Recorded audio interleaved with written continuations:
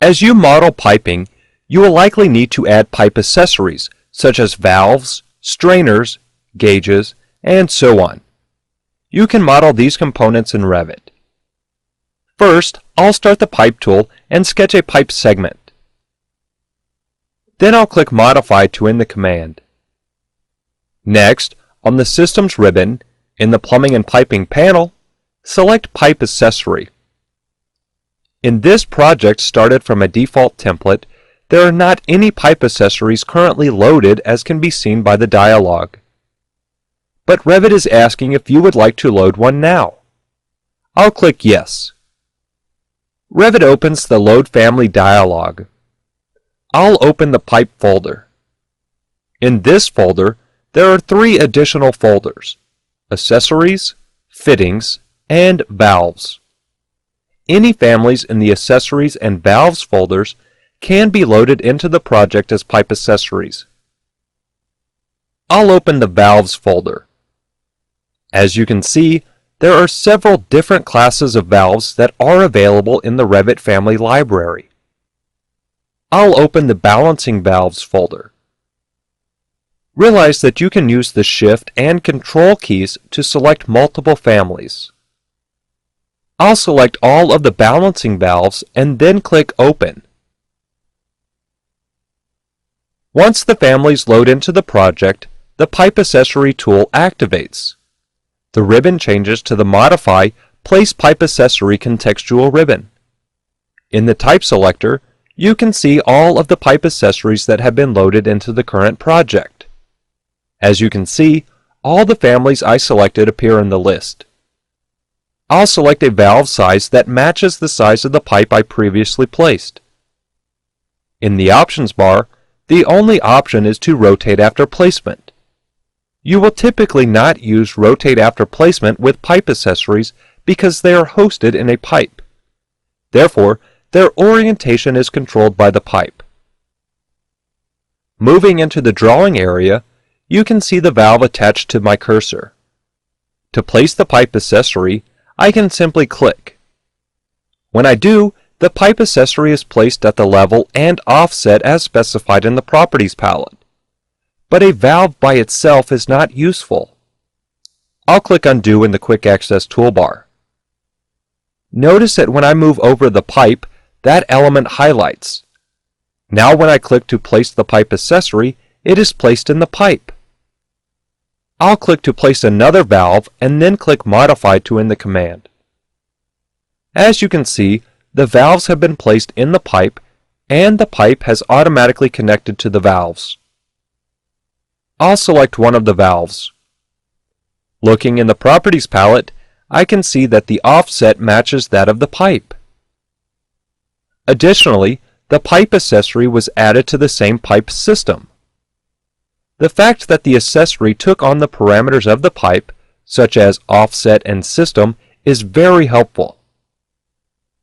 Also in the Properties palette, under the Mechanical section, you can specify a loss method.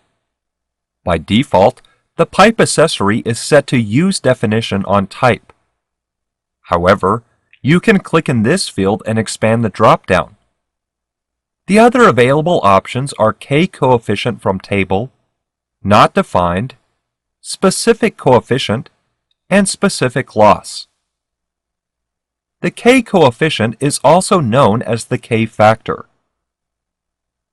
I'll choose K-coefficient from table, which pulls the loss coefficient from a pipe fitting database. To see the specific table, click Edit next to Loss Method Settings. This opens the Settings dialog. This dialog will change based on the loss method selected. Since K-coefficient from table is selected, you can see the K-coefficient table and expand the drop-down to choose a different table if needed. I'll click OK to close this dialog. If you choose Specific coefficient or Specific loss for the loss method, then you can specify the value by clicking Edit next to Loss Method Settings. Once again, this opens the Settings dialog, and you can specify either the specific coefficient or specific loss, depending on the loss method specified. I'll change the loss method back to use definition on type. I'll click in blank space to deselect the valve. Pipe accessories are typically indicated by their symbol that appears in the pipe. For example, most firms have a standard legend with symbols for various valves, such as ball valves, gate valves, globe valves, and so on. As you can see, this pipe accessory is not the actual valve geometry, but a symbolic representation.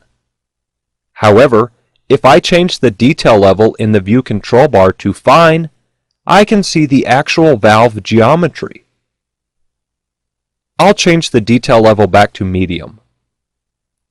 To see how this is accomplished, I'll select the valve and then choose Edit Family in the contextual ribbon. When the family opens in the Family Editor, I'll switch to the Reference Level Floor Plan view. Here, you can see the actual valve geometry as well as the symbolic representation. I'll select one of the thick lines that make up the valve symbol. Looking in the contextual ribbon, you can see that this element is simply a line and the subcategory is set to Pipe Accessories. You can use the Model Line or Symbolic Line tool to create these lines.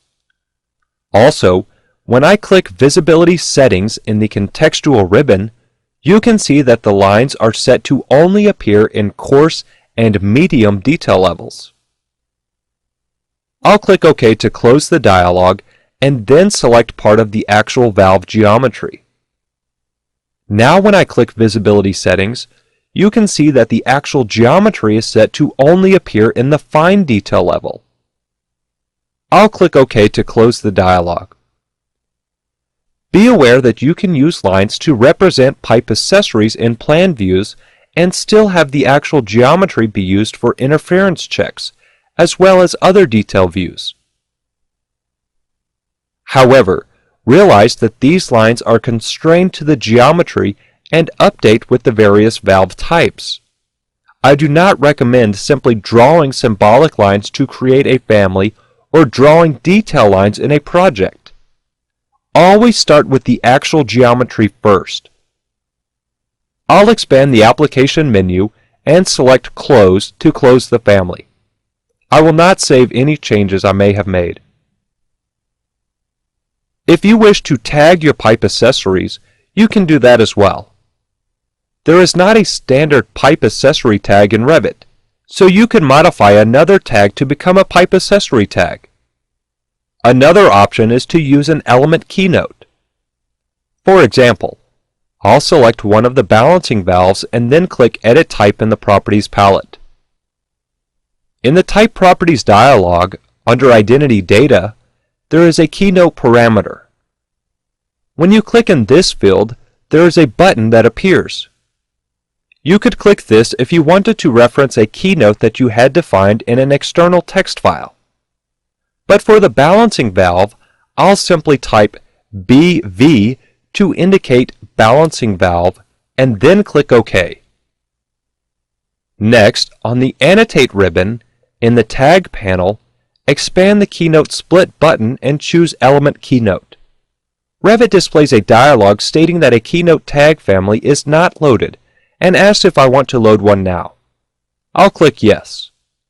In the Load Family dialog, open Annotations and then select Keynote Tag.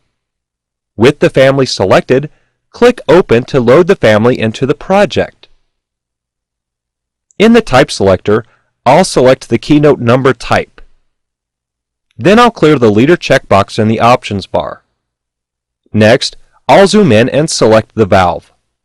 When I do, a BV tag is placed right on top of the valve. However, there is a move grip on the tag and I can move it to the appropriate location. I'll do the same for the other balancing valve.